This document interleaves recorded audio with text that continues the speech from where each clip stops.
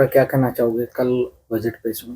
मेरा नाम प्रिया श्रोती है। बजट के लिए मैं यही बोलना चाहूंगी कि गोल्ड इतना आसमान छू रहा है, गोल्ड को कम से कम में किया जाए। और महंगाई ने तो इतना आम इंसान का जीना हराम कर रखा है कि जो आम इंसान है वो तो गोल्ड बनवा ही नहीं सकता है, वो सोच भी नहीं सकता। 2 लाख के समथिंग पहुंचा जा रहा है। तो मैं यही कहूंगी कल बजट आने वाला है कि गोल्ड पे कम से कम मतलब गिरावट आनी चाहिए, ज्यादा से ज्यादा गिरावट आनी चाहिए। गृहिणी होने के नाते रसोई को लेकर क्या कुछ? रसोई को लेकर यही है कि जो फ्री राशन बांटा जा रहा है कम से कम उसको बंद किया जाए। और जो और सारी जो चीजें चल रही इतनी महंगी हैं, जो आम इंसान उनको फॉलो नहीं कर पा रहा है, उनको थोड़ा मैनेज किया जाए। पढ़ाई वढ़ाई को लेके भी थोड़ा मैनेज किया जाए। एक गृहिणी होने के नाते किस तरीके से देखते हैं?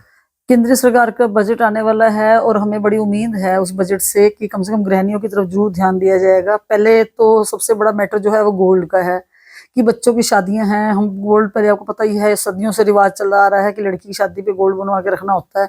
अब हमें ये चिंता हो गई है कि हम बच्चों का गोल्ड बनवाएंगे कैसे। 1.5 लाख से ऊपर गोल्ड चला गया है। सुन के ही हैरत होती है कि जब मेरी शादी हुई थी तो हमने 5,000 रुपये तोला सोना लिया था, तो अब 1.5 लाख रुपये तोला है।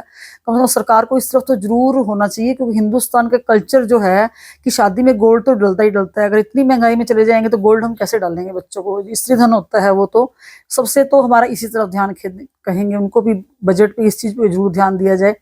दूसरा, राशन का जो है सिलेंडर है वो कम होना चाहिए, राशन का सामान कम होना चाहिए। घरेलू जो कपड़े हैं, बच्चों की किताबें हैं, दवाइयां हैं, बुजुर्गों की जो दवाइयां हैं उसको उनको जरूर कम करना चाहिए। बजट में तो ये चीजें सरकार जरूर सोचे और जनहित में तो ये चीजें ही हम कहेंगे कि बजट में ध्यान होनी चाहिए। धन्यवाद।